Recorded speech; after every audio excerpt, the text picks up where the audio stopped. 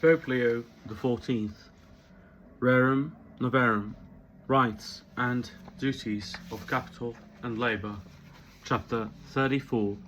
But although all citizens, without exception, can and ought to contribute to that common good in which individuals share so advantageously to themselves, it should not be supposed that all can contribute in the like way and to the same extent.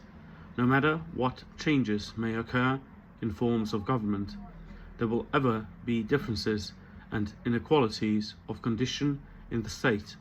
Society cannot exist or be conceived of without them.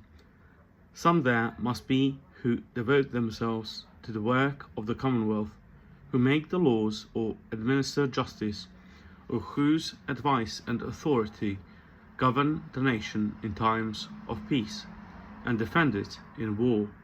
Such men clearly occupy the foremost place in the state, and should be held in highest estimation, for their work concerns most nearly and effectively the general interests of the community. Those who labour at a trade or calling do not promote the general welfare in such measure as this, but they benefit the nation, if less directly, in a most important manner. We have insisted, it is true, that since the end of society is to make men better, the chief good that society can possess is virtue. Nevertheless, it is the business of a well-constituted body politic to see to the provision of those material and external helps, the use of which is necessary to virtuous action.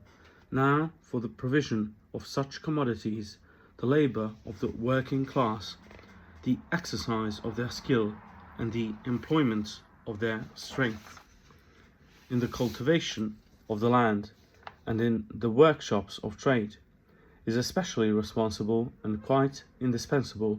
Indeed, that cooperation is in this respect so important that it may be truly said that it is only by the labour of working men that states grow rich.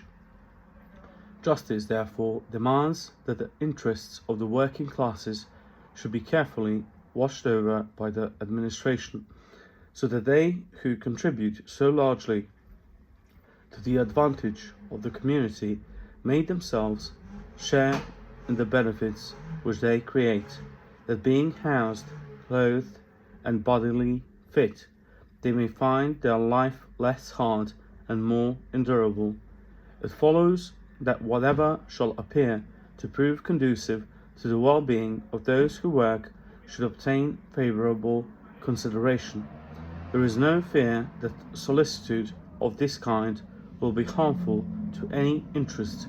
On the contrary, it will be to the advantage of all, for it cannot but be good for the Commonwealth to shield from misery those on whom it so largely depends for the things that it needs.